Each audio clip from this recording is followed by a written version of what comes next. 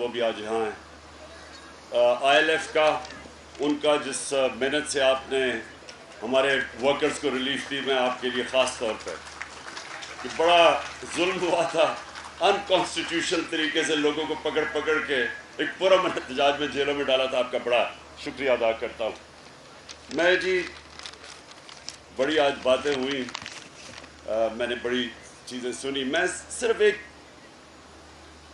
शुरू करता हूँ एक जगह से कि देखें, जिधर आज पाकिस्तान खड़ा है, आप जो पाकिस्तान की वकला कम्युनिटी, जितनी आपके ऊपर जिम्मेदारी है, मैं नहीं समझता कि पाकिस्तान की तारीख में कभी भी पहले इतनी जिम्मेदारी किसी पे भी थी।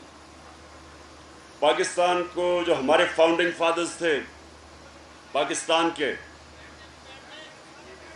वो दोनों वकील थे, और जो हमारी आज़ादी की, पाकिस्तान की आज़ादी की तहरीक चली थी, उसमें वकला का बहुत बड़ा रोल था। और आज जो पाकिस्तान की हकीकी आज़ादी की तहरीक है, इसमें आपका सबसे ज़्यादा, अगर आप सारे पाकिस्तान के प्रोफेशंस को एक तरफ रखते हैं, तो पाकिस्तान के वकीलों का सबसे बड़ा रोल है। तो मैं एक चीज़ से शुरू करता हूँ। मुझे कहा गया कि जब अदम एतमाद की वोट हो गई तो आईनी तौर पे मुझे एक्सेप्ट कर लेनी चाहिए थी। और मैं अब आपसे ये सवाल पूछता हूँ, हकायक आपके सामने रखता हूँ। 7 मार्च को अमेरिकी under secretary of state for south Asia,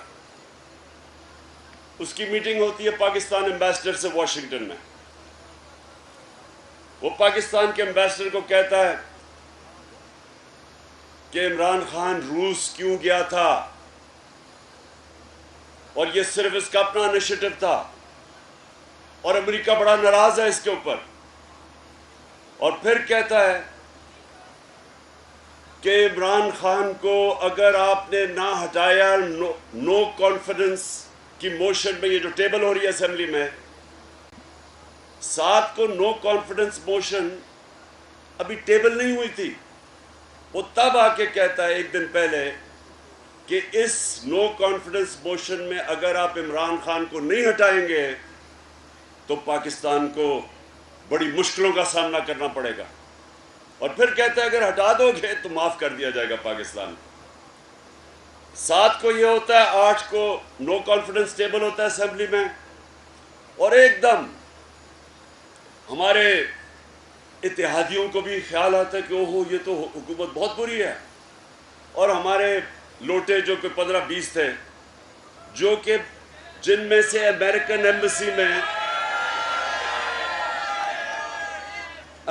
embassy इनमें से कईयों को बुला बुला के मीटिंग कर रही थी इससे पहले। और अमेरिकन एम्बेसी ऑपोजिशन लीडर्स को ज़्यादा मिलना शुरू हो गई। हमारे पास सारी रिपोर्ट है, बल्कि एक टीवी प्रोग्राम में अरशद शरीफ ने बाकायदा डेट्स बताई, जिस डेट्स के ऊपर ये लोग मिल रहे थे अमेरिकन एम्बेसी में जाके, जिसमें हमारे जो 3-4 लोटे थे, जो सबसे पहले लोटे हुए, वो मिल रहे थे। अमेरिकन एम्बेसी का क्या काम है? अमेरिकन एम्बेसी का काम तो फॉरेन पॉलिसी के ऊपर डिस्कशन करना है। उसका क्या काम है कि हमारे लोटों को, या जो हमारे बैक बेंचर्स खुश नहीं थे, उनको मिलने का क्या काम है? फिर हमारे आतिफ खान जो मिनिस्टर थे पख्तूनख्वा में, उनसे मीटिंग करते हैं और कहते हैं कि केपी में भी हो सकती है नो कॉन्फिडेंस महमूद खान के खिलाफ। तो ये अमेरिकन एम्बेसी का तो काम नहीं है। किसी क्या सोच सकते हैं कि हमारी एम्बेसी जाके ऑपोजिशन के उनके मेंबर्स को मिले और ये बातें करे? अगर ज़्यादा से मिलेगी तो फॉरेन पॉलिसी पे बात करेगी। उसके बाद ये इत्तेहादी हमारे से अलहदा होते हैं, और फिर ये जनाब हमारे सिंध हाउस के अंदर मंडी लगती है, और सबके सामने 20-20 करोड़ की कीमत ऑफ़र हो रही होती। कितने हमारे MNS को उन्होंने पैसे ऑफ़र किए, और उसके बाद गवर्नमेंट गिर जाती है। मेरा सबसे पहला सवाल ये कि हमारे 2 साल जो पहले थे वो सबसे मुश्किल थे। हम जब आए गवर्नमेंट का दिवालिया निकला हुआ था। हमें सारे बाहर अगर मेरी ना मदद करते हमारे दोस्त मुल्क यूएई, सऊदी अरेबिया और चाइना, तो हमारे पास तो पैसे नहीं थे, हम डिफॉल्ट कर गए थे। तो बड़ी मुश्किलों से पहला साल गुजारा। उसके बाद दूसरे साल में कोरोना आ गया, कोविड-19। वो बड़ा मुश्किल हमारा साल कि लोग दुनिया कहे लॉकडाउन करो, हम कहें लॉकडाउन करेंगे हमारे लोग भूखे मर जाएंगे। बड़ी एक वो मुल्क था जिसने सारा प्रेशर बर्दाश्त करके कंप्लीट लॉकडाउन नहीं किया, और दुनिया मिसाल देना शुरू होगी उसके बाद 1.5-2 साल के बाद कि पाकिस्तान ने जिस तरह कोरोना वायरस को हैंडल किया है, ये दुनिया के लिए मिसाल है। 5 टॉप मुल्क थे जिनमें एक पाकिस्तान था 190 मुल्कों में, जिसने सबसे बेहतरीन तरीके से उसको हैंडल किया। अपने लोगों को भी बचा लिया, गरीबों को भी बचा लिया, अपनी इकोनॉमी को भी बचा लिया। तो 2 साल बड़े मुश्किल थे। तो इन्होंने लोटा होना था तो 2 साल पहले हो जाते, तब होते। इत्तेहादियों ने जाना था तो जब लोग मुश्किल में थे तब जाते। ये कब गए हैं? इकोनॉमिक सर्वे ऑफ पाकिस्तान के मुताबिक जो हमारे 2 साल थे, पिछले 2 साल, उसके अंदर पाकिस्तान की जो ग्रोथ रेट थी वो पहले तीसरे साल में 5.6% और इस साल 6%। इसका मतलब कि 30 सालों में ये सबसे बेहतरीन हमारी मुल्क की माशी परफॉर्मेंस थी। हर चीज़ बढ़ रही थी। इंडस्ट्री जो लार्ज स्केल मैन्युफैक्चरिंग में ग्रोथ थी, वो अयूब खान के बाद तो सबसे पहले सबसे ज़्यादा इंडस्ट्री ये ऊपर जा रही थी।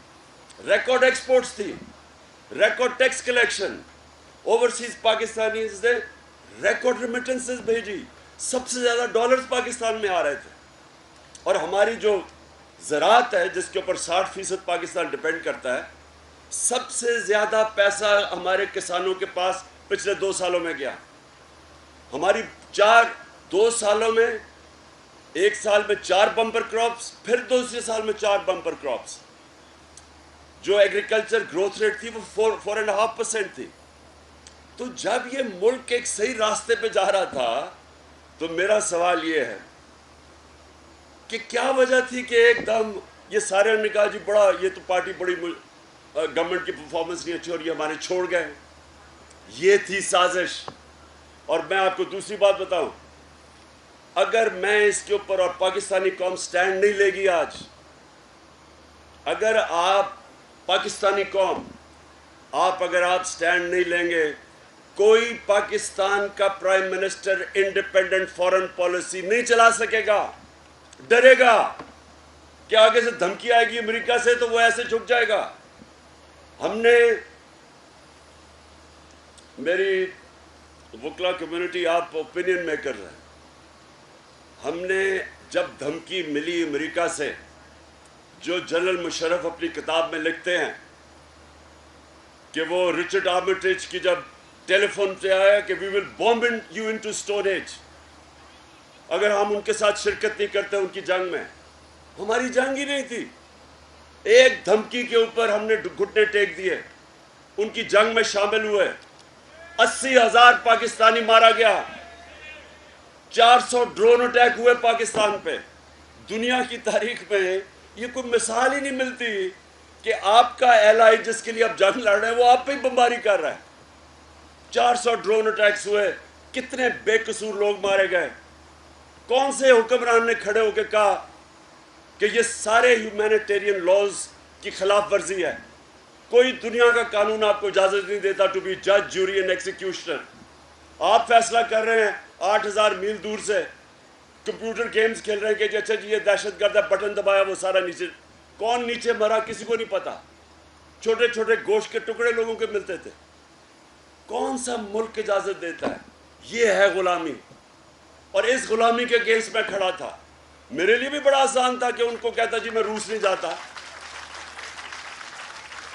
और रूस, अब ये सुने जरा, आज इन्होंने जो पेट्रोल की और डीजल की कीमत बढ़ाई है, जिसका सारी इकोनॉमी के ऊपर इफेक्ट पड़ेगा। बेचारा निचला तबका पिस जाएगा, सफेद पोश पिस जाएगा। इसके जो रिपरकशंस आएंगे, इसकी जो इन्फ्लेशन है 30% से ऊपर इन्फ्लेशन जाएगी। 30% ऊपर इन्फ्लेशन का मतलब कि जो तनख्वाहें हैं लोगों की, जो तनख्वाहदार तबका खास तौर पे, वो कैसे गुजारा करेगा। तो हम क्यों गए थे रूस? हमें रूस से, हम ताल्लुकात ठीक कर रहे थे, हमने गैस लेनी थी।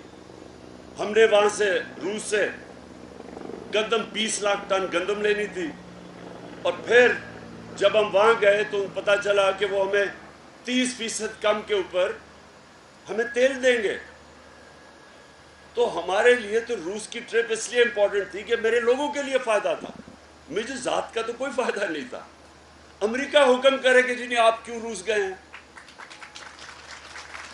और हिंदुस्तान को जो उनका स्ट्रेटेजिक एलाय है, उनकी इकोनॉमिक और मिलिट्री पार्टनरशिप है हिंदुस्तान से। हिंदुस्तान आज 40% कम कीमत पे रूस से तेल खरीद रहा है। आज हमने जब ये पता नहीं कितनी, तकरीबन 88 या 90 रुपए हमने जब इसकी कीमत बढ़ाई है तेल और डीजल की, हिंदुस्तान ने 25 रुपए लीटर कम की है कीमत, क्योंकि रूस से तेल मिल रहा है उनको। हमें क्यों नहीं इजाजत? तो मेरा सबसे बड़ा मुश्किल, मैं कभी किसी बिलीव ही नहीं करता कि किसी मुल्क से हमारी दुश्मनी हो। मैं मिलिट्री सोल्यूशन में मानता ही नहीं हूँ। मैं समझता हूँ हमारे सबसे अच्छे ताल्लुकात होने चाहिए। हिंदुस्तान से कोशिश की हमने ताल्लुकात अच्छे करने की। बदकिस्मती से वहाँ एक रेसिस्ट फैशिस्ट बीजेपी हुकूमत थी, और वो उन्होंने फिर कश्मीर से जो 5 अगस्त 2019 में उनकी स्टेटहुड दूर ख़त्म की, तो हमें ताल्लुकात तोड़ने पड़े। लेकिन उससे पहले कोशिश की कि उनसे हम बातचीत से अपने मसले हल करें। तो अमेरिका, तो मैं तो सबसे बेहतर जानता हूँ अमेरिकनों को। अमेरिकनों के सामने अगर आप उनके झुकते जाएंगे, वो आपको डू मोर कहते जाएंगे। आपको अपने हकूक़ के लिए खड़ा होना पड़ता है। अपने मुल्क के लिए, मफादात के लिए आप स्टैंड लेंगे, वो आपकी इज्जत करेंगे। आप उनके जूते पॉलिश करेंगे, वो आपको हकारत से देखेंगे। मैं उनका माइंडसेट जानता हूँ। तो वो जो डोनाल्ड लू ने जब मैसेज दी कि जी, धमकी दी कि प्राइम मिनिस्टर को रिमूव करो, तो वो तो एम्बेसडर को कह रहा था जो मेरे नीचे था। वो फॉरेन ऑफिस तो मेरे नीचे है, तो धमकी किसको दे रहा था कि इमरान खान को रिमूव करो? जिसको भी वो कह रहा था, एक्शन शुरू हो गया उसके बाद। और सबसे इंपॉर्टेंट चीज़ आपके लिए, मैं अपने वकला को कहता हूँ कि आप ये कह रहे हैं ना कि कॉन्स्टिट्यूशन, क्या कॉन्स्टिट्यूशन ये अलाउ करती है कि आपकी मंडी लगी हुई है सिंध हाउस के अंदर 20-20 करोड़ के ऊपर आपके एमएनएस बिक रहे हैं? ये कौन सी कॉन्स्टिट्यूशन अलाउ करती है? और कॉन्स्टिट्यूशन अलाउ करती है कि नेशनल सिक्योरिटी काउंसिल ने तस्लीम किया कि मुदाखलत हुई है। तो जब मुदाखलत हुई है और उसके पास, आपके पास पूरी एविडेंस है कि ये उससे पहले पूरी गेम मान रही थी, तो क्या उसके ऊपर इंक्वायरी नहीं होनी चाहिए थी? क्या जो हमने सुप्रीम कोर्ट के चीफ जस्टिस को पाकिस्तान के प्रेसिडेंट ने वो मुरासला भेजा है, वो साइफर भेजा है, तो क्या उनको इन्वेस्टिगेट नहीं करना चाहिए कि इतना बड़ा रजीम चेंज? और क्या पाकिस्तान पहला मुल्क है जिधर अमेरिका ने रजीम चेंज करवाया? मुसद्दक का प्राइम मिनिस्टर को चेंज किया इन्होंने 1950s में ईरान के अंदर, जब शाह फरहान को लेके आए। चिली में लैंडे को चेंज किया। सेंट्रल अमेरिका और साउथ अमेरिका में रेगुलर रजीम चेंजेस थे। तो क्या ये पहली दफ़ा तो नहीं हुआ? लेकिन अगर हम इस वक्त स्टैंड नहीं लेते, तो मैं फिर से आपको कहता हूँ, जो भी पाकिस्तान का प्राइम मिनिस्टर आएगा, जब उसको धमकी मिलेगी, वो भी वही करेगा जो जनरल मुशर्रफ ने किया। एक ही टेलीफोन कॉल के ऊपर सब कुछ, अपने मुल्क के मफादात को कुर्बान करेगा किसी और की फॉरेन पॉलिसी के लिए। फॉरेन पॉलिसी होती है अपने लोगों के फ़ायदों के लिए, किसी और के लिए कुर्बानियाँ देने के लिए आपकी फॉरेन पॉलिसी नहीं होती। और यहाँ मैं बार बार हिंदुस्तान की फॉरेन पॉलिसी को, हमारे सामने आज़ाद हुआ था, देखिए उनकी foreign policy, खुददार foreign policy.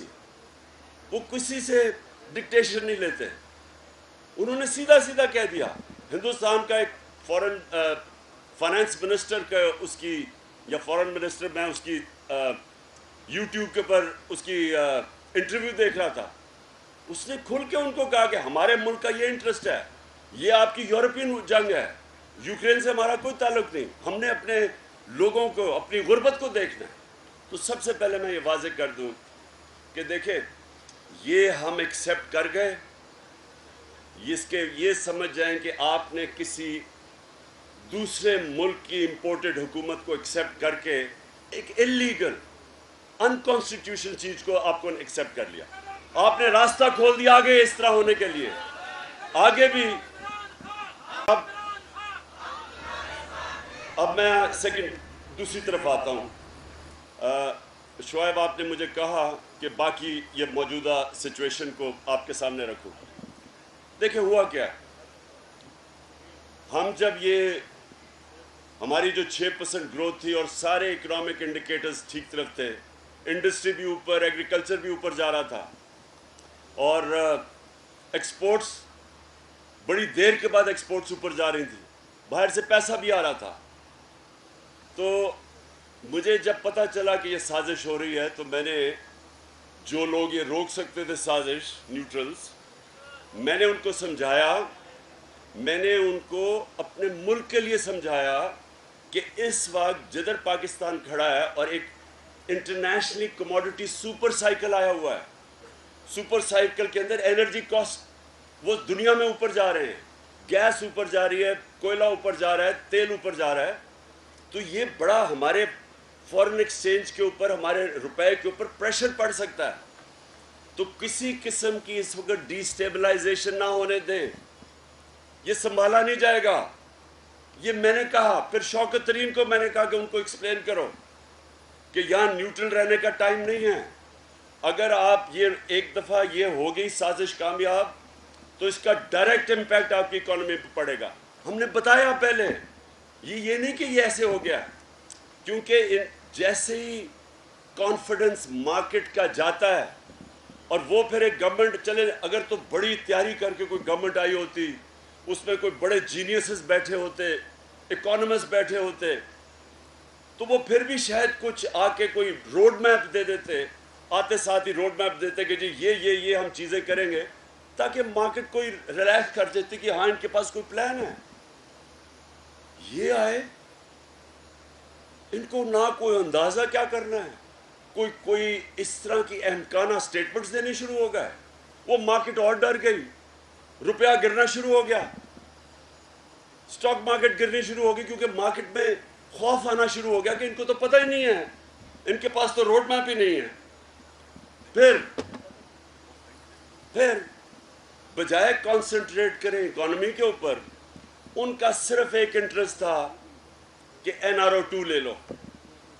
Corruption के केसेस, FI, सबसे ज्यादा जो जुल्म हुआ है ना, क्योंकि देखें, रूल ऑफ लॉ की सबसे बड़ी जिम्मेदारी है पाकिस्तान की अदलिया के ऊपर और पाकिस्तान की वकला कम्युनिटी के ऊपर। अब ये जो रूल ऑफ लॉ की धज्जियां उड़ी हैं, ये आपकी आंखों के सामने आपके रूल ऑफ लॉ की कब्र खोद के इसके ऊपर रोलर फेरा जा रहा है।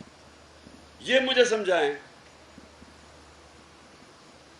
कि 16 अरब रुपए के केसेस, FIA के केसेस और cases black and white cases, कि सिंपली एक नौकरों के नाम पे पैसा आ रहा है और वो फिर शहबाज शरीफ की फैमिली में डिस्ट्रीब्यूट हो रहा है।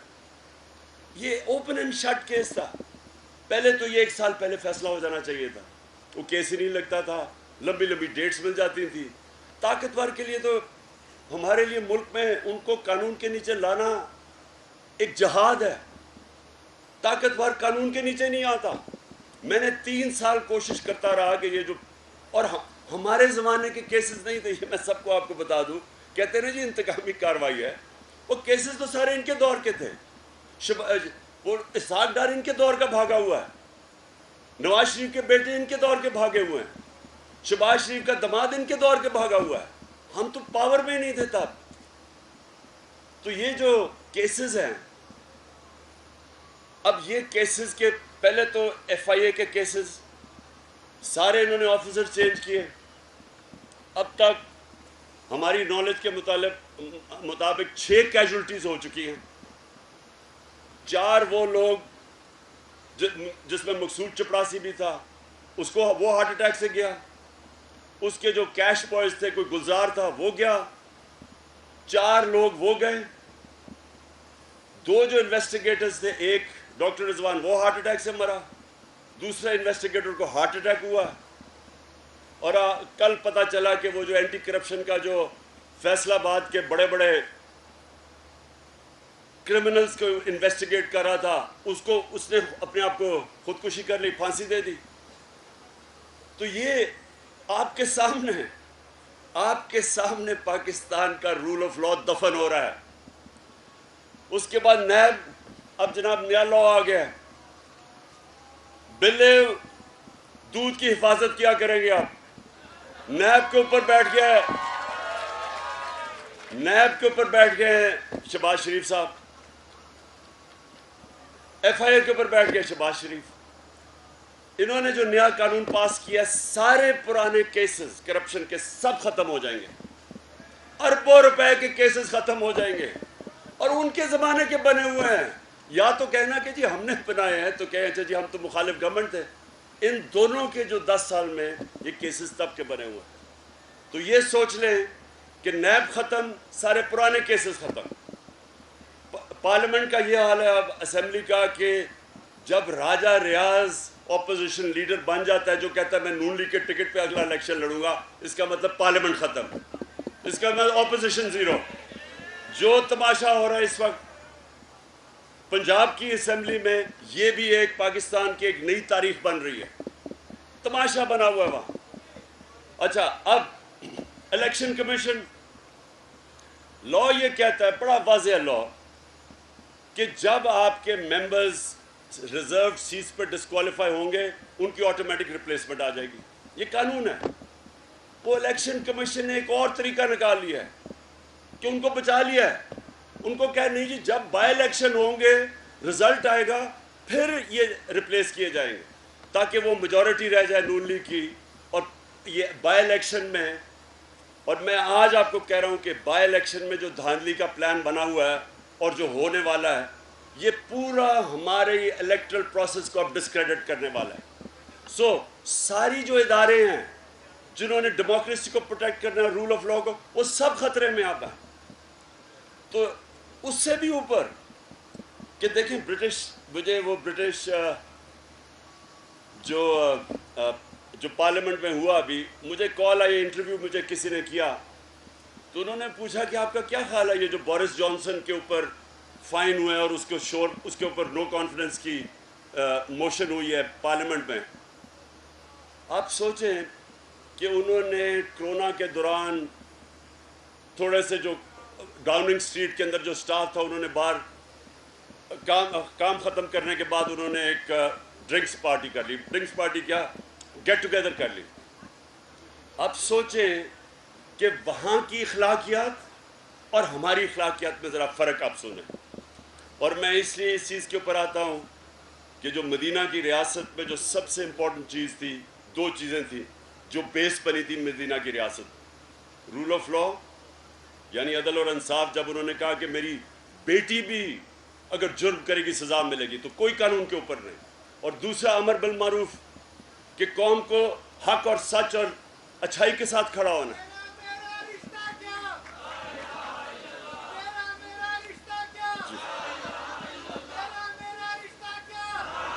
जी, सुने ज़रा, ये देखें कि वो मुल्क, मुसलमान तो हम हैं, अमर बिल मारूफ का तो हमें हुक्म है, रूल ऑफ लॉ का हमें हुक्म है।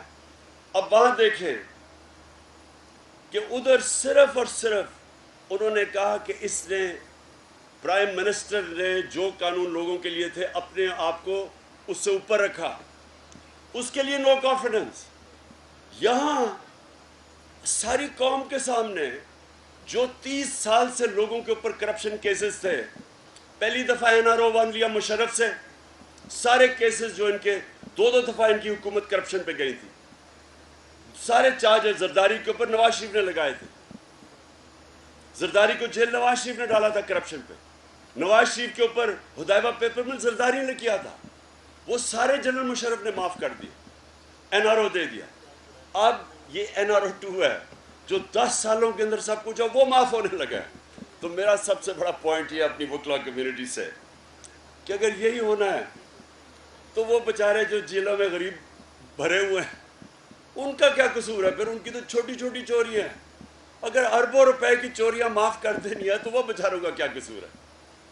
ये बहुत इम्पोर्टेंट है आपके लिए क्योंकि हज़रत अली रज़ी अल्लाह ताला का इसी पे कॉल है कि कुफ्र का निज़ाम चल जाएगा लेकिन जुल्म और नाइंसाफ़ी का निज़ाम नहीं चल सकता। इस तरह का निज़ाम नहीं चल सकता। ये जो इकॉनमी हमारी है ये डायरेक्टली डिपेंडेंट है रूल ऑफ लॉ पे। आपका जब रूल ऑफ लॉ, कोई दुनिया में मुल्क बता दें जिधर रूल ऑफ लॉ हो और वो गरीब हो, एक मुल्क मुझे बता दें। और एक मुल्क मुझे बता दें जिधर रूल ऑफ लॉ नहीं है और वो अमीर है। स्विट्ज़रलैंड की कोई वसाइल नहीं है स्विट्ज़रलैंड के पास। हमारे जो नॉर्दर्न एरियाज़ है ये स्विट्ज़रलैंड से दुगना साइज़ है और उससे बहुत ज़्यादा खूबसूरत है क्योंकि मैंने दोनों जगह देखी हुई है।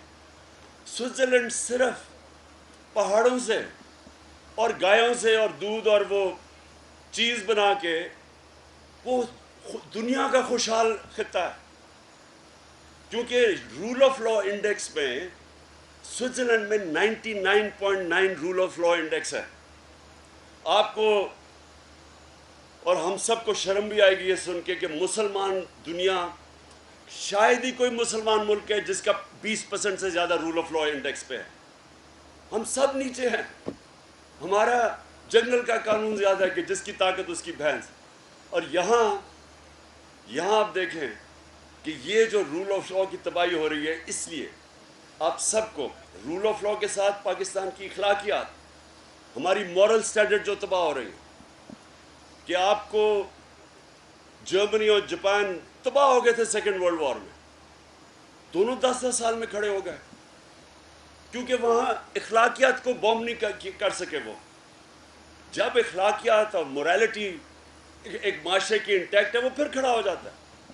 लेकिन लेबनान, मैं मिसाल लेबनान की देता हूँ कि मैं आज से कुछ 40 साल पहले वो दुबई को कोई नहीं जानता था, सारे बेरूत जाया करते थे। सबसे मिडल ईस्ट के अंदर जो जगह जाने की थी खुशहाल वो लेबनान था।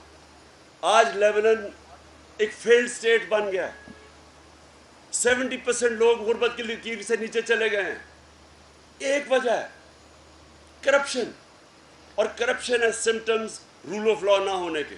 वहाँ भी ताकतवर पैसे बना रहे हैं, उधर भी ताकतवर कानून के ऊपर है, उधर भी सिर्फ गरीब लोग जेलों में, गरीब चोर जेलों में जाते हैं। तो ये जो नबी सल्लल्लाहु अलैहि वसल्लम ने जो सबसे ज़्यादा, मैं एक कोट करता हूँ उनकी हदीस कि जो कौम ताकतवर डाकुओं को नहीं पकड़ती और सिर्फ कमज़ोर डाकुओं को पकड़ती है वो तबाह हो जाती है। बेसिकली जिधर रूल ऑफ लॉ नहीं है वो तबाह हो जाती है। तो मैं आप सबको आज सिर्फ इस चीज़ के ऊपर लाना चाहता हूँ कि जो अब हमारे मुल्क में हो रहा है, रूल ऑफ लॉ की धज्जियाँ उड़ रही हैं, कॉन्स्टिट्यूशन तबाह हो रही है। मुझे ये बताएं कि एक रजीम चेंज हुआ, लोटे बने, मुल्क के बड़े बड़े क्रिमिनल्स को ऊपर लाके बैठा दिया, और जब हमने प्रोटेस्ट किया, हमारी हमेशा प्रोटेस्ट पुरअमन रही है। क्या मैं फैमिलीज़ को इनवाइट करूंगा अगर मैं कोई इंतशार करना चाहता हूँ? औरतें बच्चे हमारी प्रोटेस्ट पे आते हैं। आपने जिसने भी देखा होगा डी चौक में फैमिलीज आई हुई थी। मुझे ये बताएं कि पाकिस्तान की तारीख में कब इस तरह के पुरअमन प्रोटेस्ट के ऊपर इस तरह की फोर्स इस्तेमाल की गई?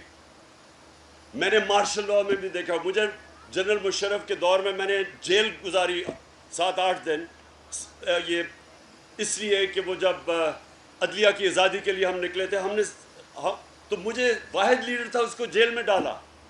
लेकिन मैंने उसके क्रैकडाउन में भी कभी इस तरह का जुल्म नहीं देखा जो इधर अब हुआ। औरतों को जिस तरह इन्होंने ट्रीट किया, रात के 2 बजे घरों में घुस गए। ये कौन सा कानून है? किस कानून के मुताबिक? एक वीडियो आई और मैं उस बच्चे से भी मिला हूँ। फैसलाबाद में बाप नहीं था, 10 साल के बच्चे को पकड़ के जेल ले गए। ये किधर होता है? ये कौन सी जमहूरियत में है? ये कौन सा कानून इजाज़त देता है? सारा मुल्क बंद करके रख दिया। हमने फजलुर रहमान ने 2 दफ़ा लॉन्ग मार्चेस की, एक दफ़ा की वो कांपे टांगनी, उसने जाके लॉन्ग मार्च कर दी, महंगाई मार्च। मुझे ये बताएं कि हमने एक दफ़ा कोई कंटेनर रखा हो, हमने कोई इनके ऊपर टेयर गैसिंग, यानी एक आदमी को जेल में डाला हो। हमारे इन्होंने कोई कितने हज़ार लोगों को जेलों में डाल दिया। मेरे ऊपर कोई 8-9 FIRs हैं। क्या कि आपकी FIRs में ख़त्म करूँ, मेरे ऊपर खुद कोई 8 FIR हुई हैं इसके ऊपर। हमारी सारी सीनियर लीडरशिप के ऊपर FIRs कटी हुई हैं। तो यानी ये कौन सी जमहूरियत में होता है? मैं ये आपसे सवाल पूछता हूँ, कौन सा कानून इजाज़त देता है? और मैं अब बड़ी एक तकड़ी शो करने लगा हूँ। मैं अभी बताऊंगा नहीं कि वो है क्या, लेकिन करने लगा हूँ। मैं आप सबको कहता हूँ कि आपने उसके अंदर शिरकत करनी है, और इसलिए करनी है, मेरे लिए नहीं करनी, पॉलिटिक्स के लिए नहीं करनी, अपने मुल्क की हकीकी आज़ादी के लिए आपने सबने निकलना है। ये जो कह रहे हैं कि हम बड़े मुश्किल फैसले कर रहे हैं, ये वो जो पहले तो शुक्र है कि कहते थे ना जी शहबाज शरीफ पंजाब से स्पीड, और वो पता नहीं किधर है, सुबह 7 बजे ऑफिस पहुंच जाता है और पता नहीं वो क्या क्या कर देता है। हम सारे इंतज़ार करते रहे कि शायद वाकई कुछ करेगा। पता चला ये सब कुछ, ये सारी डेवलपमेंट सिर्फ इश्तिहारों में ही होती थी। 50 अरब रुपए के आपके पैसे के ऊपर, इश्तिहारों के ऊपर डेवलपमेंट होगी। अब जरा बताए ना क्या है जो पाकिस्तान इधर इस वक्त तेजी से जा रहा है जिस तरफ, मुझे खौफ है कि ये श्रीलंका की तरफ जा रहा है।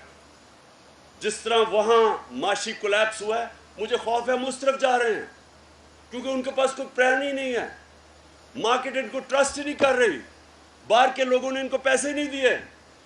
जब बाहर के लोगों को भी पता चला कि यह तो गवर्नमेंट इम्पोज की हुई है, इसके पास तो पब्लिक सपोर्ट ही नहीं है, उन्होंने भी इसको सपोर्ट नहीं किया।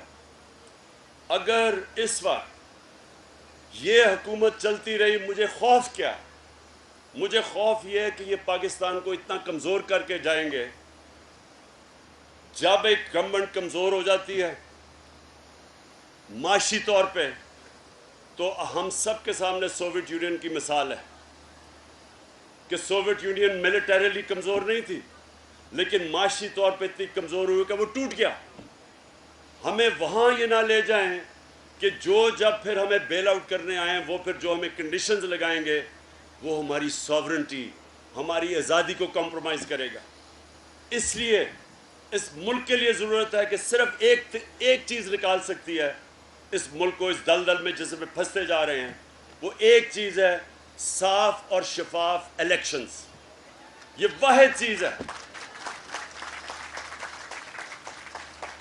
और मैं आज यहाँ अपनी मोअज़्ज़ज़ बाशऊर वकला कम्युनिटी के सामने खड़े होकर ये कहता हूँ कि आपने सब ने इस आज़ादी की, हकीकी आज़ादी की तहरीक में शिरकत करनी है। जिस तरह हमारे वकला ने कायद आज़म के साथ इल्लामा इकबाल, जो इसके नज़रियाती हमारे लीडर, वो जो तहरीक थी, वो अब उसके बाद इस मुल्क को हकीकी आज़ादी दिलवाने के लिए आप सब ने निकलना है। मैं आखिर में सिर्फ ये आपको कहना चाहता हूँ कि मेरे 3.5 साल में मैं इस नतीजे पे पहुँचा हूँ कि अल्लाह ने हमारे मुल्क को बहुत कुछ दिया है, हर किस्म की नेमत दी है। और ये अगर इस थोड़ी देर ये मुल्क किसी तरह चलता जाता, जिस तरह एक्सपोर्ट्स ऊपर जा रही थी, माशियत ऊपर जा रही थी, इंडस्ट्री बढ़ रही थी, मैं आपको यकीन दिलाता हूँ कि ये मुल्क इतनी तेज़ी से आगे बढ़ सकता है। लेकिन ये कभी भी नहीं बढ़ सकता अगर जिस मुल्क में रूल ऑफ लॉ की धज्जियाँ जो उड़ाई जा रही हैं, और वो क्रिमिनल्स जो बजाय मुल्क का हालात ठीक करें, वो सिर्फ अपने आप को NRO देने के लिए आए हैं, तब मुल्क का कोई मुस्तकबिल नहीं है। और इसलिए इंशाअल्लाह आपने इंतज़ार करनी है, मैंने आपको कॉल दूंगा और आपने सब ने मेरे साथ निकलना है, और इंशाअल्लाह कानून के बीच में रहेंगे, पुरअमन एहतजाज होगा, लेकिन शिरकत इंशाअल्लाह आप सब ने करनी है। पाकिस्तान जिंदाबाद।